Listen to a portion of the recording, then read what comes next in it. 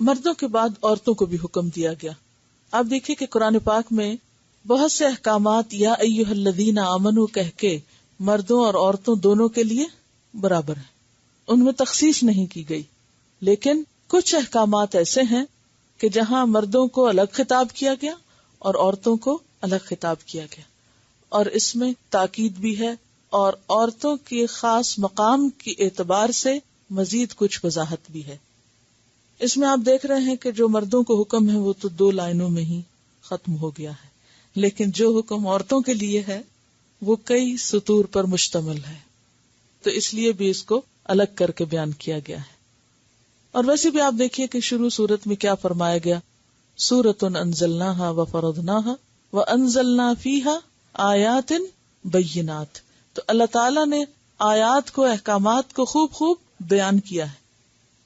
پھر اسی طرح ہم ان آیات کے آخر میں دیکھتے ہیں آیت نمبر 34 میں، تو وہاں بھی ہے وَلَقَدْ أَنزَلْنَا إِلَيْكُمْ آيَاتٍ مُبَيِّنَاتٍ. ایسے احکام ہیں جن کے سمجھنے میں کوئی مشکل نہیں، کوئی دشواری نہیں. کوئی یہ نہیں کہہ سکتا کہ مجھے تو سمجھ ہی نہیں آئی کہ اللہ تعالیٰ کیا چاہتے ہیں. اور پھر یہ بھی فرمایا وَمَثَلًا مِّنَ الَّذِينَ خَلَوْا مِن قَبْلِكُمْ وَمَوْعِظَةً لِّلْمُتَّقِينَ. یہ سب تقویٰ کے اہتمامات ہیں. اللہ نے ان احکامات کو دے کر ہمارے اندر کیا پیدا کرنا چاہا ہے؟ تقویٰ، کہ ہم برائی سے بچ سکیں، اللہ کی اطاعت کر کے اللہ کو راضی کر سکیں. وَقُلْ لِلْمُؤْمِنَاتِ، اور کہہ دیجئے مومن عورتوں سے. مؤمنات کس کی جمع ہے؟ مومنت ان کی. یغضضن، پست رکھیں، جھکا لیں، بچا کے رکھیں، من ابصارہن، اپنی نگاہوں میں سے بعض کو. وَيَحْفَظْنَ، اور حفاظت کریں، فُرُوجَهُنَّ، اپنی شرمگاہوں کی. یہ حکم ویسا ہی ہے جیسے مردوں کو دیا گیا، لیکن عملی اعتبار سے جب ہم سیرت کا مطالعہ کرتے ہیں تو اس میں ہم دیکھتے ہیں کہ تھوڑا سا فرق ہے. اصولی اعتبار سے ایک ہی طرح کا حکم ہے، لیکن عملی اعتبار سے تھوڑا سا فرق ہے. کیسے کہ مرد کا عورت کو دیکھنا زیادہ بڑا ہے بنسبت عورت کا مرد کو دیکھنا، دونوں کی نیچر کے فرق کے اعتبار سے. اور یہاں بھی یہ یاد رکھیے کہ یہ نہیں کہا گیا کہ مطلقاً دیکھنا منع ہے، کہ کوئی کسی کو دیکھ ہی نہیں سکتا، یہ نہیں کہا گیا.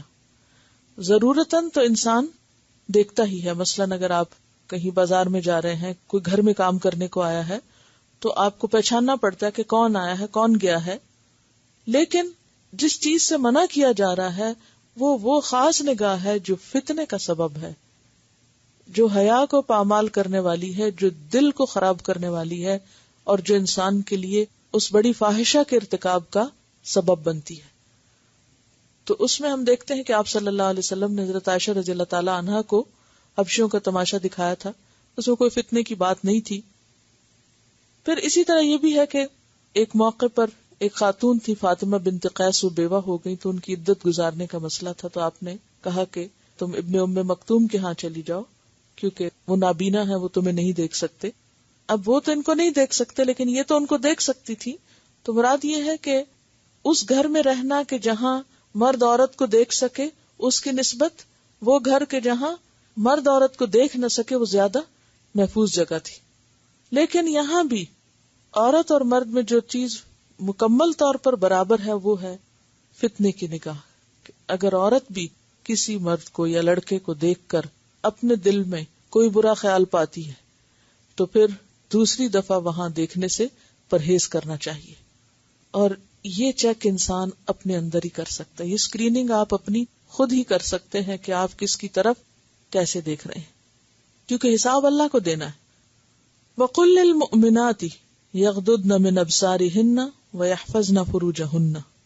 اور يَحْفَظْنَ فُرُوجَهُنَّ میں سب سے پہلے تو وہی زنا سے بچنا، اور پھر عورت کا عورت سے برا تعلق جو ہے جس کو سحاق کہا جاتا ہے.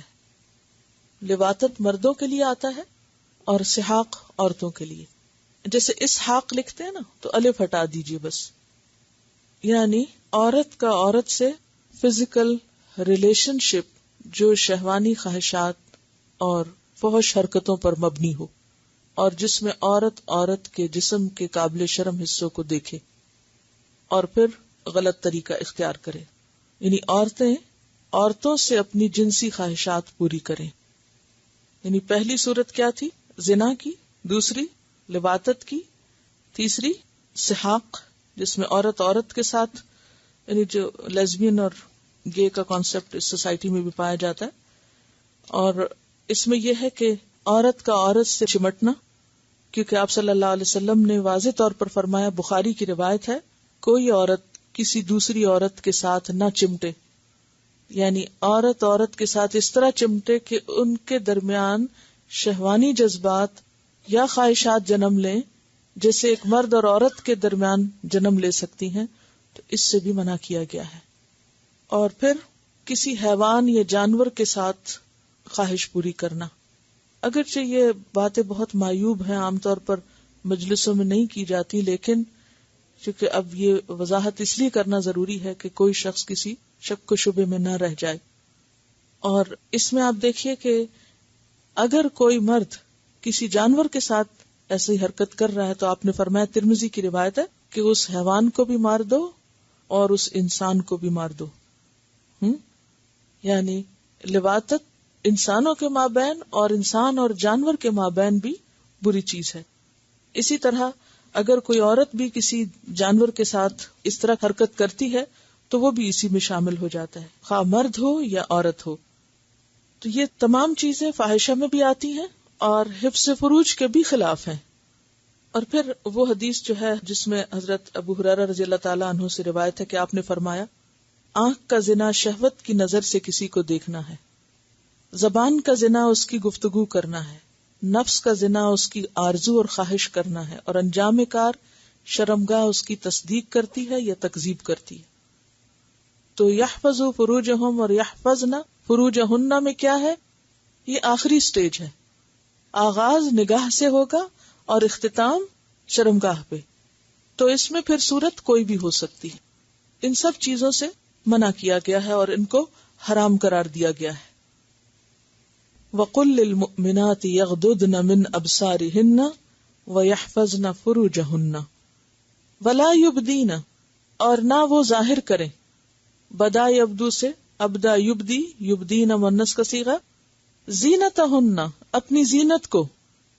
زینت کیا چیز ہے؟ زان یزین سے زینت اختیار کرنا، اس کا معنی ہوتا ہے آراستہ کرنا کسی چیز کو، بیوٹیفائی کرنا، خوبصورت بنانا. اور زینت ہے آرائش. زینت کیا ہے؟ آرائش، جس کو بناؤ سنگھار بھی کہتے ہیں یا میک اپ بھی کہہ سکتے ہیں. ولا یبدین زینتہن، یعنی عورت جس جس چیز سے خود کو بیوٹیفائی کرتی ہے وہ چیزیں زینت ہے. قرآن پاک میں لباس کے لیے بھی زینت کا لفظ آیا ہے. کہاں پڑھ چکے ہیں آپ؟ سورۃ الاعراف میں. کیا ہے؟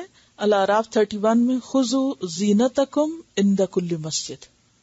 تو ایسا لباس جو عورت اپنی آرائش و زیبائش کے لیے پہنتی ہے، خوبصورت لباس، مثلاً اس میں کوئی کڑھائی ہوئی ہے یا کوئی تلا ستارہ لگا ہوا ہے یا کوئی بھی یعنی کوئی ایسی بیلیں لگی ہوئی ہیں یا کوئی بھی خوبصورتی کی چیز جو لباس میں ہے تو وہ بھی زینت ہو جاتی. پہلے تو آپ زینت کا لفظ سمجھیں کہ زینت کیا ہے. زانا یزین سے آراستہ کرنا، ٹو بیوٹیفائی. تو ہر وہ چیز جو عورت کی خوبصورتی میں اضافہ کرتی ہے وہ زینت ہے. خواہ وہ لباس ہو جیسا کہ سورۃ اعراف میں لباس کو زینت کہا گیا، یا وہ زیورات ہوں، کیونکہ زیورات بھی کس لیے پہنے جاتے ہیں؟ خوبصورتی کے لیے. اور اس میں آپ دیکھیے کہ آسمان کی خوبصورتی کس سے ہے؟ کیا آتا ہے قرآن پاک میں؟ انا زینا السماء الدنیا بزینۃ الکواکب. کواکب کے ذریعے ہم نے آسمان کو بیوٹیفائی کیا ہے. تو گویا عورت کے لیے بیوٹیفیکیشن میں کیا چیز آتی ہے؟ جیسے زیورات وغیرہ، وہ بھی ستاروں کی جگہ، خواہ وہ کپڑوں پہ ستارے ٹکے ہوئے ہوں یا پھر وہ زیور کی شکل میں جسم کے اوپر ٹکے ہوئے ہوں، نگ وغیرہ، ہیرے جواہرات، جو کچھ بھی ہو. تفصیلات آپ زیادہ بہتر جانتے ہیں. پھر اسی طرح قارون کے بارے میں آتا ہے قرآن پاک میں، فخرج علی قومہ فی زینتہ، کہ وہ اپنی قوم پہ نکلا، کس میں؟ اپنی زینت میں، زیب و زینت میں نکلا، یعنی اپنا اچھا لباس پہن کے، ڈریس اپ ہو کے، بال سنوار کے، تو اس کے لیے بھی زینت آتا ہے۔ سامری نے بھی قوم کی زینت اکٹھی کر کے بچڑا بنایا تھا، وہ کیا چیز تھی؟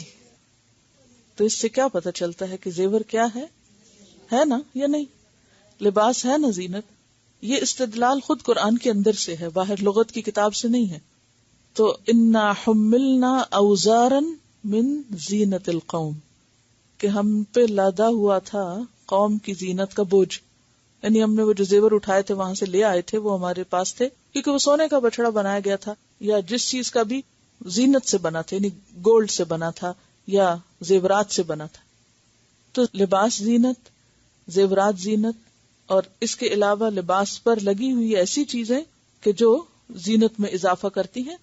اور عمومی معنوں میں اگر آپ دیکھیں تو اس زمین پر جو سبزہ اور جو بھی چیزیں ہیں وہ ساری کیا ہیں؟ دراصل زینت ہے زمین کی۔ مثلا انا جعلنا ما علی الارض زینۃ لہا، کہ زمین پر جو کچھ ہے ہم نے اسے زمین کی زینت بنایا ہے، جیسے پھول ہیں، سبزہ ہے، اور اس طرح کی چیزیں جس سے اٹریکشن ہوتی ہے۔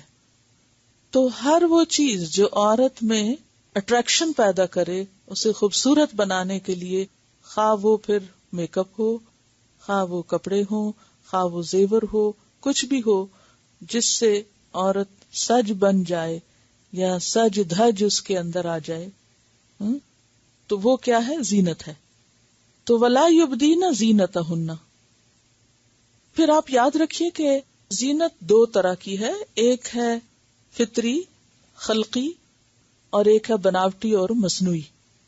تو بعض علماء نے تو یہ بھی کہا ہے کہ جو فطری یا خلقی کا مطلب یہ ہے کہ جیسے جسم کی بناوٹ ہے، جسم کے اندر جو اٹریکشن ہے وہ بھی اس میں شامل ہے، اور بعض نے کہا کہ موادع الزینہ، موضع الزینہ ہوتا ہے جس جگہ پر زینت رکھی جائے، یعنی جسم نہیں ہے بلکہ اس سے مراد جو چیزیں زینت کے لیے استعمال کی جاتی ہیں وہ مراد ہے، یعنی مصنوعی اور بناوٹی زینت جس سے ہم بیوٹیفائی کرتے ہیں۔ اور پھر ایک یہ ہے کہ زینت مزید دو طرح کی ہوتی ہے، ایک ظاہری اور ایک مخفی۔ ظاہری زینت جو سامنے سامنے نظر آتی ہے، اور مخفی جو نظر نہیں آتی، جیسے خوشبو وغیرہ ہے، ٹھیک ہے۔ اب خوشبو جو ہے وہ نظر نہیں آتی، وہ کون سی زینت ہے؟ مخفی زینت ہے۔ تو یہاں پر دونوں طرح کی زینت چھپانے کے لیے کہا جا رہا ہے، اسی لیے عورت کو گھر سے نکلتے وقت، خصوصاً اگر وہ بازار وغیرہ جا رہی یا مسجد جا رہی جہاں بہت سے مرد ہیں، تو ایسی جگہوں پر ایسی خوشبو لگا کے جانے سے منع کیا گیا ہے کہ جو پھیلنے والی ہو۔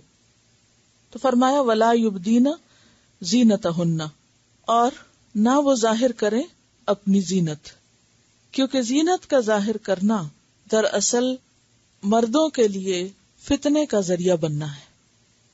یعنی اگرچہ مردوں کو کہا گیا ہے کہ وہ اپنی نگاہیں جھکا کے رکھیں، لیکن اگر عورت ایکسٹرا اٹریکشن کے ساتھ گھر سے باہر نکلتی ہے تو وہ لا محالہ دوسرے کے لیے مشکل پیدا کرتی ہے۔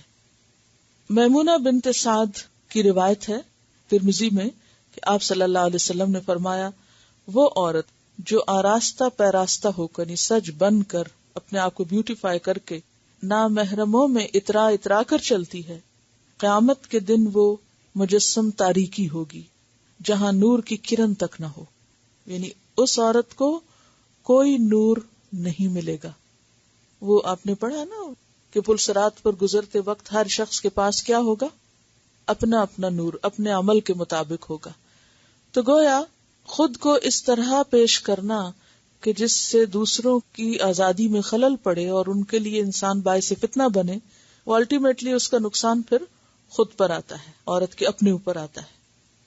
وَلَا يُبْدِينَ زِينَتَهُنَّ إِلَّا مَا ظَهَرَ مِنْهَا، اس میں ایکسپشنل صورت جو بتائی گئی وہ یہ ہے کہ ما ظہر منہا، جو اس میں سے خود بخود ظاہر ہو۔ یہ نہیں کہا گیا جو ظاہر کی جائے، یظہر نہیں ہے، ظاہرہ ہے، خود ظاہر ہو جائے۔ مثلا عورت ظاہر ہے جب باہر نکلے گی تو اس کے اوپر جو چادر ہوگی، وہ کپڑا جو ہے، اور اسی طرح جوتا یا پرس یا جو بھی، خواہ وہ بہت خوبصورت نہ بھی ہوں تو بھی ان کے اندر، یعنی وہ اس سے جو ظاہر ہو رہے ہوں خود بخود، یعنی جن کو چھپانا ممکن ہی نہیں، کیونکہ اگر ان کو بھی چھپایا جائے تو پھر تو عورت باہر نکل ہی نہیں سکتی کسی صورت میں۔ وہ تو پھر وہی ہوگا جیسے انڈیا میں پالکی وغیرہ میں پہلے بیٹھا کرتے تھے. پالکی ہوتی ہے نا جو چاروں طرف سے کورڈ ہوتی, یا تانگا وغیرہ ہوتا تو اس کے اوپر بھی کرٹن ڈالتے. یا ابھی تک کئی لوگوں کو میں نے دیکھا ہے کہ گاڑیوں کے اوپر بھی اندر کپڑے کے کرٹن لگاتے ہیں تاکہ عورت بیٹھی ہوئی بھی نظر نہ آئے. لیکن یہاں پر اس حد تک جانے کے لیے نہیں کہا گیا. وہ الگ بات ہے کہ کچھ جو اشرافیہ ہوتے ہیں یا ایلیٹ کے ایسے لوگ جو ایسی چیزوں کا اہتمام کرتے ہیں, وہ اس کو اپنا ایک شان یا اپنی ایک عزت کا معاملہ سمجھتے. وہ دین کے لیے بازوقت نہیں کرتے یا اللہ کا حکم سمجھ کے نہیں کرتے, بلکہ وہ اپنی ایک شان اور ایک بزرگی کے اظہار کے طور پر ایکسٹرا کرتے ہیں. تو اس سے مراد وہ سمپل ڈریس ہے کہ جو بہرحال ڈریس ہونے کے ناطے اس کا اپنا ایک کلر بھی ہو سکتا ہے, اس میں ایک اٹریکشن ہو سکتی ہے جو ایکسٹرا لگائی نہیں گئی, لیکن یہ ہے کہ اس میں وہ بہرحال ہو جاتی ہے. یہ ہے کہ جیسے انسان اگر کوئی انگوٹھی وغیرہ پہنی ہوئی ہے یا ہاتھ پر کوئی مہندی لگی ہے, اور عورت اگر کوئی لین دین کر رہی ہے, کوئی چیز نکال کے دے رہی ہے, رکھ رہی ہے, تو وہ ایک آدھ لمحے کے لیے اگر کوئی چیز نظر آ گئی تو ما ظہر منہا کہ جو مجبوراً کھولنی پڑی یا کھل گئی, تو وہ اس سے کیا ہے, مستثنا ہے. الا ما ظہر منہا. اگلا حکم ہے وَلْيَضْرِبْنَ, اور چاہیے کہ وہ مارے.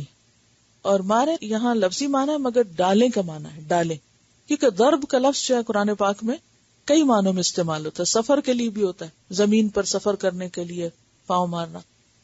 تو یہ یہاں ایک چیز کو دوسری چیز پر رکھنا یا ڈالنا مراد ہے. بنی اسرائیل کو جب گائے ذبح کرنے کے لیے کہا گیا تھا تو پھر وہ ایک مردے کے اوپر اس کا ایک حصہ مارنا تھا, تو کیا کہا گیا کہ بعض حصے کو بعض کے اوپر مارو. تو ضرب ہوتا ہے ایک چیز کو دوسری کے اوپر رکھنا یا ڈالنا یا مارنا. وَلْيَضْرِبْنَ, اور چاہیے کہ ڈالیں, بِخُمُرِهِنَّ, اپنے خمار. خمر جمع ہے کس کی, خمار کی. خمار خے میم رے سے ہے. خمر کہتے ہیں ڈھانپنے کو. شراب کو بھی خمر اس لیے کہا گیا کہ وہ عقل ڈھانپ دیتی ہے. لیکن یہاں خمار سے مراد عورت کے ڈریس میں وہ کپڑا جس سے سر ڈھانکا جاتا ہے. جو بدن پر ہوتا ہے اس کو قمیص کہتے ہیں, ٹانگوں پر جو ہوتا ہے اس کو شلوار کہتے ہیں. عربوں کے ہاں سربال بھی ہے لفظ, اور اس کے علاوہ سرابیلہم پڑھا تھا نا آپ نے, من قطران. سربال کا لفظ بھی آتا ہے, ازار کا لفظ بھی آتا ہے. تو یہاں مراد کیا ہے, خمار سے سر کی اوڑھنی. اگر آپ خمار کا لفظ ڈکشنری میں دیکھیں گے تو کیا پتا چلے گا اس سے کیا ہے, دوپٹہ یا اوڑھنی. وَلْيَضْرِبْنَ بِخُمُرِهِنَّ, اور چاہیے کہ ڈالیں اپنے خمار, اپنے دوپٹے, علا اوپر, جیوبہن, اپنے گریبان کے. جیوب کا لفظ جیب سے نکلا ہے, جس کو ہم جیب کہتے ہیں. جیب جیب ہوتا ہے گریبان, سینہ, کیونکہ جیب کہاں ہوتی ہے, سینے پر. مردوں کے کپڑوں میں جو جیب لگتی ہے اس کی جگہ بھی اوپر ہوتی ہے. دل اور سینے کے مقام کو جیب کہتے ہیں, جیسے گریبان کہتے ہیں. اور چاہیے کہ وہ اپنے دوپٹے صرف سر پہ نہ رکھیں یا سر پہ ڈال کے پیچھے نہیں پھینک دیں کہ گردن اور سینہ کھلا ہو, کیونکہ دور جاہلیت میں عورتیں زینت کی نمائش کرتی تھی. جو زیور وغیرہ پہنتی تھی تو پھر انہیں دکھانا ہوتا تھا, ورنہ تو پہننے کا مقصد ہی کوئی نہیں. تو وہ سر کا کپڑا لیتی تھی کیونکہ وہ ان کے ڈریس کا حصہ تھا, لیکن لے کر اسکارف ہو یا دوپٹہ ہو یا جو بھی, اس کو کندھوں سے پیچھے پھینک دیتی. اور اس سے کیا ہوتا کہ سینہ اور گلا پوری طرح کھل کے سامنے آ جاتا. جیسے اب بھی آپ دیکھیں کہ عورت جب سب سے زیادہ خوبصورتی اختیار کرتی ہے, شادی کے موقع پر دلہن بنتی ہے, تو دوپٹہ آگے نہیں کرنے دیتے لوگ, مایوب سمجھتے ہیں. خاص طور پر پنوں کے ساتھ باندھ دیا جاتا ہے کہ خبردار کہ تم اس کو آگے کرو, کیونکہ آج ہی تو دن ہے سب کو اپنا آپ دکھانے کا. وَلْيَضْرِبْنَ بِخُمُرِهِنَّ عَلَى جُيُوبِهِنَّ. تو اس صورت میں سطر ڈھانکنے کا, بدن ڈھانکنے کا حکم ہے, اور عورت کے لیے قمیص کے اوپر دوپٹہ لینے کا بھی حکم ہے, اور وہ صرف سر پر نہیں, سر سے نیچے, صرف کان تک نہیں, گردن تک نہیں, اور نیچے حتیٰ کہ سینہ چھپ جائے, کیونکہ عورت کے جسم میں خلقی زینت جو ہے وہ سب سے زیادہ اس کے سینے میں ہے, سامنے کے حصے میں. تو اس کو ایکسٹرا ڈھانپنے کا حکم دیا جا رہا ہے کہ اس کو تم ڈھانک کے رکھو. ابھی آپ دیکھیے کہ بعض اوقات لوگ اسکارف لیتے ہیں اور لے کے ایک پلو دائیں اور ایک بائیں کر کے سینہ کھول دیتے ہیں, اور دوپٹہ بھی بعض لوگ لیتے ہیں تو وہ گلے میں ڈالتے ہیں. وہ کہتے ہیں کہاں قرآن میں لکھا ہے سر پہ ڈالو؟ بھئی خمار کا مطلب ہی کیا ہے؟ خمار گلے میں ڈالنے والی چیز نہیں ہوتی. خمار کا لفظ ہی کیا بتا رہا ہے؟ ڈھانپنے کی چیز, اور اصطلاح میں سر ڈھانکنے کی چیز یعنی دوپٹے کے لیے استعمال ہوتا ہے. کیونکہ اٹ واز انڈرسٹوڈ کہ سر کا کپڑے کی بات ہو رہی ہے, کہ سر کے کپڑے کو سینے تک ڈالو, یہ حکم ہے. یہ تھوڑی کہا کہ سر سے پھر اتار دو اور صرف سینے پہ ڈال دو, یہ تو نہیں لکھا ہوا. وَلْيَضْرِبْنَ بِخُمُرِهِنَّ عَلَى جُيُوبِهِنَّ. اور اس بارے میں حضرت عائشہ کی روایت آتی ہے کہ انصار کی عورتوں پر, اور ایک اور روایت میں مہاجر عورتوں کا بھی ذکر آتا ہے, اللہ کی رحمت ہو, جب یہ آیت نازل ہوئی تو انہوں نے اپنی چادریں پھاڑ کر ان کے خمار بنائے. اور یہ ایک اور جگہ پر آتا ہے کہ انہوں نے اپنی بیلٹ میں جو کپڑا باندھتی تھی اس کو وہاں سے کھولا اور اس سے اپنا سر اور سینہ سب ڈھکا. اور اگلے دن جب نماز پر آئیں تو سب عورتیں پوری طرح پراپر ڈریس میں تھیں. وَلْيَضْرِبْنَ بِخُمُرِهِنَّ عَلَى جُيُوبِهِنَّ وَلَا يُبْدِينَ زِينَتَهُنَّ. اور نہ وہ ظاہر کریں اپنی زینت کو, اپنی خوبصورتی کو, آرائش کو, میک اپ کو, الا مگر لِبُعُولَتِهِنَّ اپنے شوہروں کے لیے. بعولہ بعل کی جمع ہے, کیونکہ وہاں مومنات کا ذکر ہے, اس لیے بعولہ شوہر کی جمع آ رہی ہے. کوئی یہ نہ کہے کہ ایک عورت کے ایک سے زائد بھی شوہر ہو سکتے ہیں, کیونکہ بعض عقل کے مارے اس طرح کی آیتیں نکال کے تو ایسے استدلال شروع کر دیتے ہیں. اور نہ ظاہر کریں اپنی زینت مگر اپنے شوہروں کے لیے. اور آج کی مسلمان عورت کے پاس اگر وقت نہیں تو شوہر کے لیے نہیں زینت ظاہر کرنے کا. او آبائہن, یا اپنے باپوں کے لیے. آبا اب کی جمع ہے, تو باپ اور باپ کے باپ وہ کون ہوتے ہیں؟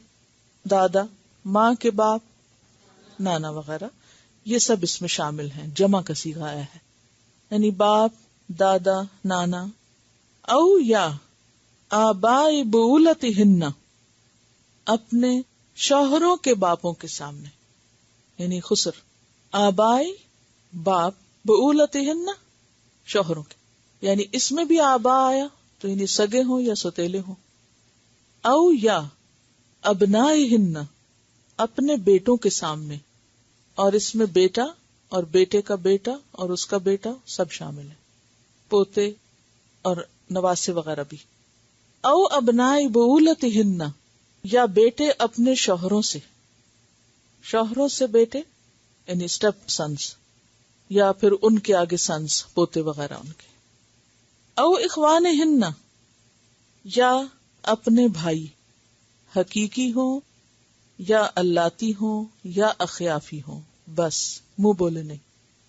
او اخوانہن, یا ان کے اپنے بھائی. او یا بنی اخوانہن, بیٹے اپنے بھائیوں کے, یعنی حقیقی, اللاتی, اخیافی. اللاتی اخیافی کا معنی تو پڑھ چکے نا پیچھے وراثت کے احکام میں بھی. او بنی اخوانہن, یا بیٹے اپنے بھائیوں کے لیے, بھتیجے اور بھتیجوں کی اولاد آگے. او بنی, یا بیٹے اخواتہن, اپنی بہنوں کے یعنی بھانجے اور پھر بھانجوں کی اولاد وغیرہ. او نسائہن, یا اپنی عورتیں, مراد ہے آزاد عورتیں. او ما ملکت ایمانہن, یا جو مالک ہیں ان کے دائیں ہاتھ یعنی غلام عورتیں, اور بعض نے اس سے غلام مرد بھی لیا ہے.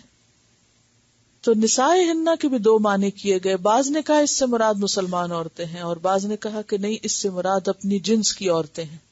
اپنی جنس کی عورتیں سے مراد کیا ہے؟ یعنی نمبر 1 آزاد عورتیں, اور نمبر 2 ہجڑے وغیرہ نہیں ہو. آپ نے دیکھا ہوگا نا کہ ایک تو ہے نا مرد اور ایک عورت, اور ایک تیسری سیکس بھی ہوتی ہے نا جو مرد اور عورت کا مکسچر ہوتی ہے, جن کو ہجڑے بولتے ہیں نا. اب یہ ہے کہ ان میں بعض جو ہے بظاہر ان کے اندر عورتوں والی علامات نظر آتی ہیں, جیسے سینہ ابھرا ہوا ہے یا کوئی اور اس طرح کی, یا انہوں نے بال رکھے ہوئے ہیں. لیکن یہ ہے کہ ان کے اندر مردانہ خصوصیات بھی موجود ہیں. تو اب دیکھا یہ جائے گا کہ جن کو منسز ہوتے ہوں، یعنی جن کو حیض ہوتا ہو اور جن کے اندر عورتوں والی علامات پوری طرح نمایاں ہوں، یعنی غالباً سر ہو، ان کے سامنے تو ہو سکتے ہیں، لیکن اگر ان کے اندر مردانہ صفات زیادہ ہوں اور کچھ عورتوں والی بھی ہوں تو پھر نہیں. ٹھیک ہے. تو نساء ہن سے مراد ان کی اپنی جنس یعنی جو عورتیں ہیں، کیونکہ نان مسلم کا ذکر اگرچہ بعض نے کیا ہے اور اس کی وجہ انہوں نے کہا کہ فتنہ ہو سکتا ہے، تو بات یہ ہے کہ فتنہ تو مسلمان عورتوں میں بھی ہو سکتا ہے. اور پھر آپ صلی اللہ علیہ وسلم کے زمانے میں منافقین مردوں کے ساتھ منافقات عورتیں بھی تھیں، تو وہ تو مسلمان نہیں تھی.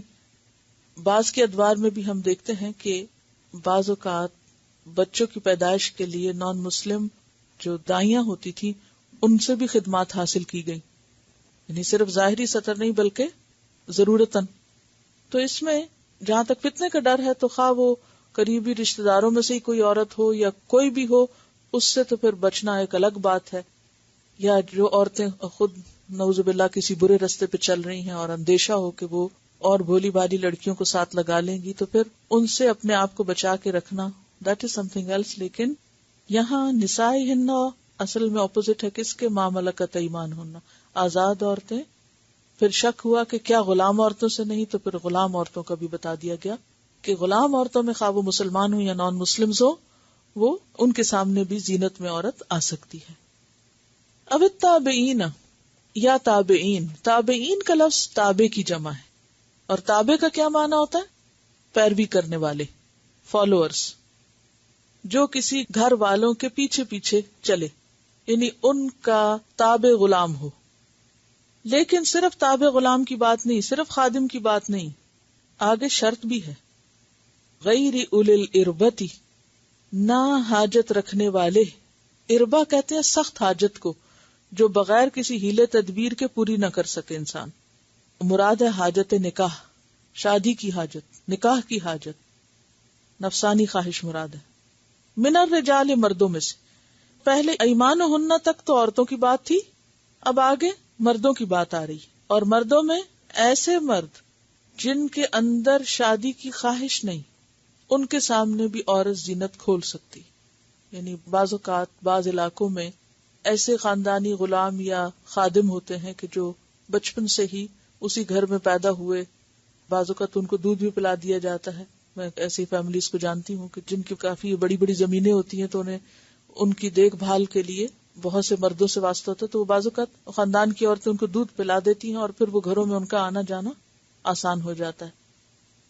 تو یہاں ایسے مرد جو لاوارث ہوں، کوئی ان کے دیکھ بھال کرنے والا نہ ہو، بوڑھے ہوں، بدھو ہوں، عقل ان کی کمزور ہو، ان کو صرف روٹی چاہیے، عورت نہیں چاہیے، تو ایسے مرد اگر کسی خاندان کے ساتھ ہیں، کوئی دور پار کا رشتہ دار ہو سکتا ہے، یا کوئی خادم ہو سکتا ہے، یا کوئی خاندانی غلام ہو سکتا ہے، تو ایسے مردوں کے سامنے بھی جا سکتے ہیں، کیونکہ وہاں وہ علت یا وجہ نہیں ہے جس سے خرابی یا فتنہ ہو سکتا. اب طفل یا بچے، لڑکے مراد ہیں یہاں. طفل سے مراد یہاں لڑکی نہیں بلکہ لڑکے، ینگ بوائز، چھوٹے. الذین، وہ جو، لم یظہروا، نہیں مطلع ہوئے، نہیں ان کو معلوم ہوا، علی عورات النساء، عورتوں کی عورات پر، یعنی جو ابھی عورتوں کی چھپی ہوئی باتوں سے مطلع نہیں ہوئے. عورات کس کی جمع ہے؟ عورت کی. اور عورت کا مطلب کیا ہے؟ چھپانے کی چیز. یعنی عورتوں کی چھپی ہوئی باتیں، یعنی عورتوں کے جو صنفی اعضاء ہیں وہ کس لیے بنے ہیں، ان سے کیا کیا جا سکتا ہے، یہ نہیں ان کو پتا. سمجھ گئے؟ اب اگر چھوٹے بچوں کو سیکس ایجوکیشن دے دیں آپ، 7-8 سال کے بچوں کو، تو پھر وہ نکل جائیں گے اس میں سے. بہرحال اب آپ دیکھ لیجئے. یعنی میں اس لیے اتنی کھول کے بات کر رہی ہوں کہ آپ کو یہ معلوم ہو کہ عورات سے مراد کیا چیز ہے. یعنی جو عورت کے جو صنفی اعضاء کا مطلب آپ سمجھتے ہیں نا، کہ عورت کے جو خاص پرائیویٹ پارٹس ہیں، ان کے بارے میں یہ نہیں جانتے کہ ان سے کیا کیا جا سکتا ہے. یعنی جو عورتوں کی چھپی ہوئی چیزوں یا چھپے ہوئے جو اعضاء ہیں، ان کے بارے میں ان کو کوئی ہوش نہیں، جو اس عمل کو ابھی نہیں جانتے. معصوم ہیں، ان کے سامنے اگر عورت زینت کے بغیر آ جاتی ہے، وہ عورتوں کی مجلس میں آ جاتے ہیں جہاں عورتیں اپنی زینت کھولے ہوئے، تو کوئی حرج. ہاں اگر وہ بچے یہ سب جان چکے ہیں اور ان کا بچپن ختم ہو چکا ہے تو پھر عورتوں کو اپنے سطر کی حفاظت کرنی ہوگی. یہاں کچھ محرم رشتہ داروں کا ذکر کیا گیا اور کچھ خواتین کا ذکر کیا گیا کہ ان کے سامنے عورت سج بن کے آ سکتی ہے. لیکن کچھ رشتے یہاں ذکر نہیں کیے گئے جو مصاہرت سے ہیں یا نسب سے یا رضاعت سے، وہ دوسری جگہوں پر ہمیں ملتے ہیں. ٹھیک ہے، مصاہرت کس کو کہتے ہیں؟ سسرالی. مثلا سسر کا ذکر ہے، داماد کا ذکر یہاں نہیں آیا. ٹھیک ہے، یعنی چونکہ ایک ایک کا لفظ گن گن کے بتایا گیا نا، تو مصاہرت سے جو رشتے مزید جن کے سامنے عورت زینت کھول سکتی ہے وہ کیا ہے؟ جسے داماد ہیں. اور اس میں آپ دیکھیے کہ نکاح کے بعد داماد جو ہے اس پر ساس حرام ہو جاتی ہے، تو وہ پھر ابدی محرم، خواہ وہ جو بچی ہے وہ فوت ہو جائے یا کچھ بھی ہو، لیکن وہ ایک دفعہ جب نکاح ہو گیا اور رخصتی ہو گئی تو پھر وہ لڑکا یا وہ مرد جس سے عورت کی بیٹی بیاہی جائے اس کا معاملہ بھی اسی طرح ہو جاتا ہے. جیسے سسر کا معاملہ ہے ویسے ہی داماد کا معاملہ بھی. پھر نسب سے کچھ رشتے ایسے ہیں جن کا ذکر یہاں نہیں، جیسے ماموں اور چچا. اس کو کیسے قیاس کیا گیا؟ کیونکہ یہاں بھتیجے اور بھانجے کا ذکر ہے، تو اگر بھتیجا پھپھی کے سامنے آ سکتا ہے تو اسی طرح بھتیجی چچا کے سامنے آ سکتی ہے. ٹھیک ہے، یعنی یہ اس پہ قیاس کیا گیا ہے. نہیں سمجھ رہے؟ یعنی یہاں ماموں کا لفظ کو نہیں لکھا ہوا یا چچا کا لفظ نہیں لکھا، تو پھر چچا اور ماموں کہاں سے سمجھے جائیں گے؟ کہ جیسے بھانجے سے پردہ نہیں، کس کا؟ خالہ کا. تو اسی طرح بھانجی کا ماموں سے نہیں، اور پھر بھتیجے سے پھپھی کا نہیں، تو پھر چچا کا بھتیجی سے نہیں. پھر اس کے بعد رضاعت کے رشتے آتے ہیں. رضاعت کے رشتے، ان میں ایک اصول یاد رکھیے، بخاری کی روایت ہے، یحرم من الرضاعت ما یحرم من النسب. رضاعت سے وہ رشتے حرام ہو جاتے ہیں جو نسب میں حرام ہے. یعنی نسب کے رشتے کون سے؟ خون کے رشتے جو ہیں، یعنی بہن، بھائی، ماموں، خالہ. تو اسی طرح رضائی ماموں، رضائی خالہ، رضائی چچا، رضائی بھائی، ان کے سامنے بھی کیا ہو سکتا ہے؟ زینت ظاہر کی جا سکتی ہے. ایک اور چیز یہ ہے، وہ یہ ہے کہ یہاں بہت سو کو ایک ہی جگہ اکٹھا کیا گیا ہے. اب سوال یہ پیدا ہوتا ہے کہ کیا ان سب کے سامنے ایک طرح کی زینت ظاہر کی جائے گی یا اس میں بھی درجے ہیں؟ درجے ہیں. درجے کس اعتبار سے ہیں؟ ترتیب کے اعتبار سے ہیں. ٹھیک ہے، ترتیب کے اعتبار سے. کیا مطلب اس بات کا؟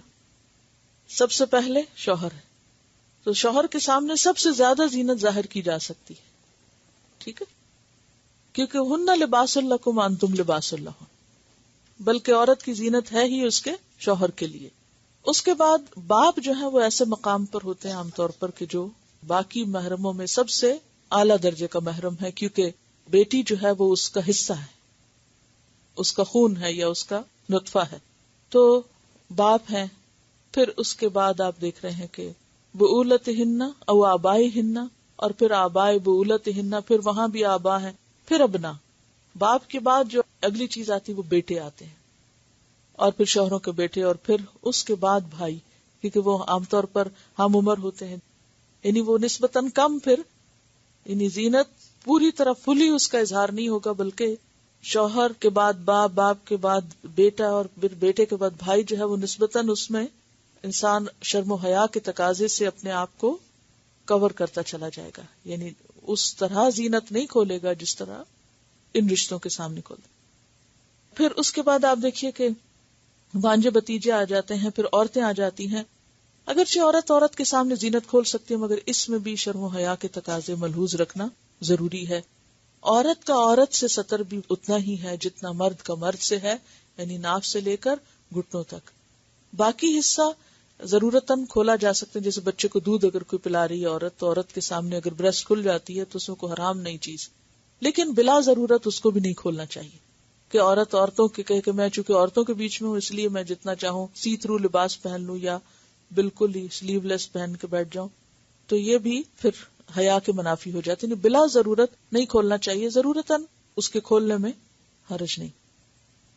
پھر اس کے بعد آپ دیکھ رہے ہیں کہ اگلی کیٹیگری جو ہے وہ مردوں کی آ جاتی ہے، جس میں تابعین ہیں اور بچے ہیں. یہ اور زیادہ چونکہ دوسری جنس ہو جاتی ہے تو مزید ان سے ڈسٹنس ضروری ہے. اس میں آپ دیکھیے کہ ان کے سامنے زینت تو کھول سکتے ہیں، لیکن جسم کے قابل شرم حصے ان کے سامنے بھی نہیں کھولے جا سکتے. اور اسی طرح مرد اور عورت باہم ایک دوسرے کو ہاتھ نہیں لگا سکتے، یہ بھی اسی میں آ جاتا ہے، یہ بھی سطر میں آتا ہے. ٹھیک ہے. جو نامحرم مرد ہیں ان کے ساتھ ہاتھ ملانا یا ان کے سر پہ ہاتھ پھیرنا یہ بھی درست نہیں، کیونکہ ہمارے ہاں بعض اوقات بیٹا کہہ کے سر پہ کندھوں پہ ہاتھ پھیرتی ہیں بزرگ خواتین، تو یہ بھی حیا کے منافی ہے، یہ بھی نہیں ہونا چاہیے. اور پھر آپ دیکھیے کہ اب ہمارے یہاں افسوس کے ساتھ کہنا پڑتا ہے کہ گلے ملنے تک کی حد تک لوگ حیا جو ہے وہ ختم کر چکے ہیں. اور اس میں بعض اوقات دیکھیے کہ مرد اگر بچنا بھی چاہتے ہیں تو ان کے لیے آکورڈ ہو جاتا ہے، امبیرسمنٹ ہو جاتی ہے. ولا یضربنا، اور نہ وہ مارے، کون؟ عورتیں، بِأَرْجُلِهِنَّ، اپنے پاؤں کو. ارجل کس کی جمع ہے؟ رجل کی. رجل کی نہیں ہے، رجل کی. رجل اور رجل میں فرق ہے. رجل کہتے ہیں پاؤں کو. اور نہ مارے اپنے پاؤں، لِيُعْلَمَ، تاکہ جانا جائے، یعلم جانا جائے، ما یخفینا، جو وہ چھپاتی ہیں، من زینتہن، اپنی زینت میں سے. تو یہاں زینت سے مراد کیا چیز ہے؟ پھر زیور وغیرہ، پازیب کی جھنکار یا چوڑیوں کی چھنکار یا کسی اور کپڑے یا زیور کے اندر سے جو آوازیں آتی ہیں وہ خفیہ زینت. یا پھر خوشبو وغیرہ اس میں آ جاتی ہے کہ ایسی چال نہ ہو یا اور کپڑے اس طرح اڑتے ہوئے نہ ہو کہ اندر کی ساری خوشبو اور زیور کی اور جو چھپی ہوئی زینت ہے وہ ساری سامنے ظاہر ہو جائے. یعنی پاؤں مار مار کے نہ چلیں، ہائی ہیلز نہ پہنے کہ جس سے ٹک ٹک کی آواز پورے مال میں گونج رہی ہو، اور جس کو نہیں بھی دیکھنا وہ بھی کام چھوڑ کے پیچھے دیکھتا چلا جائے. ان سارے احکامات کی وضاحت کرنے کے بعد اللہ تعالیٰ فرماتے ہیں وَتُوبُوا إِلَى اللَّهِ جَمِيعًا، اور توبہ کرو اللہ سے سب مل کر. یعنی انسان جتنی بھی کوشش کرے کہیں نہ کہیں اس سے اللہ کی حدود پامال ہو ہی جاتی ہیں، کہیں نگاہ کی خیانت اور کہیں زینت کا بے جا اظہار. تو ایسی صورت میں ضرورت کس کی ہے؟ توبہ کی. اور توبہ کس کو کہتے ہیں؟ لوٹنے کو، پلٹنے کو. کس سے؟ گناہ سے. کس کی طرف؟ اطاعت کی طرف. اللہ کی نافرمانی سے فرما برداری کی طرف. وَتُوبُوا إِلَى اللَّهِ جَمِيعًا، سب کو کہا گیا، مردوں کو، عورتوں کو، کہ کوئی اپنے آپ کو یہ نہ سمجھے کہ وہ بہت پاک باز ہے. سب کو دنیا میں اپنے گناہوں کی معافی مانگ لینی چاہیے. ایھا المؤمنون، اے مومنو، اے ایمان والو. کیوں؟ لعلکم، تاکہ تم، تفلحون، تم فلاح پا جاؤ، کامیاب ہو جاؤ. فلاح کس کو کہتے ہیں؟ مکروہ سے بچ کے مطلوب کو پا لینا. من زحزح عن النار وادخل الجنۃ فقد فاز، دوزخ سے بچ کے جنت میں داخل ہونا، یہ ہے اصل کامیابی. اور اس کے لیے کیا ضروری ہے؟ کہ انسان اس دنیا میں گناہوں کو، غلط کاموں کو چھوڑ دے، توبہ کر لے. توبہ کا مطلب یہ نہیں کہ انسان اپنی مرضی کے سب کام کرتا چلا جائے اور پھر زبان سے صرف بولتا جائے توبہ توبہ، تو اس کو توبہ نہیں کہا جائے گا. ہم اس آیت کی تلاوت سن لیتے ہیں، پھر میں چند ایک باتیں اور انشاءاللہ تعالیٰ اگر نہیں آیا کہ ان سے زینت چھپانا لازم ہے. ہم ایک دفعہ پازیٹیولی بات کر کے اب دوسری طرف سے بھی دیکھیں گے. سسرالی رشتوں میں دیور جیٹھ ہیں، اور نسب کے رشتوں میں کون ہے؟ مثلا کزنز، فرسٹ کزنز ہوں یا سیکنڈ کزنز ہوں، وہ بھی اس میں ذکر نہیں ہوئے. یعنی چچا کے بیٹے یا خالہ کے یا ماموں کے یا جو بھی، وہ بھی محرم نہیں ہے، اور ان کے سامنے بھی زینت نہیں کھولی جا سکتی. ہمارے ہاں اب یہ بات بہت عام ہو گئی مسلمان گھرانوں میں، شادیوں کے موقع پر خاص طور پر جب سارے خاندان اکٹھے ہوتے ہیں ایک جگہ، تو عام طور پر وہ زینت کا بھی موقع ہوتا ہے. تو عموماً کیا کہہ کے کہ یہ تو بھائی ہیں، یا یہ تو اپنے ہی ہیں، یہ تو اپنا خون ہے، ان چیزوں کا لحاظ نہیں رکھا جاتا.